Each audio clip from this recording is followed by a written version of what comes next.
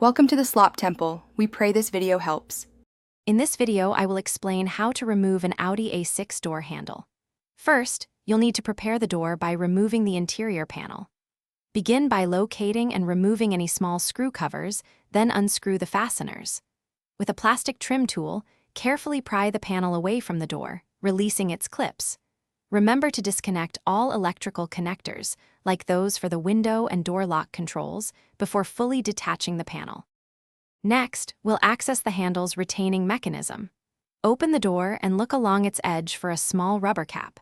Carefully remove this cap to expose a hidden bolt. Using a Torx T20 or T15 screwdriver, insert it into the hole and loosen the bolt. This bolt will not come out completely. You'll feel it stop when it's sufficiently loosened to release the handle. With the retaining bolt loosened, gently push it inward using your Torx tool. This action releases the handle from its secured position.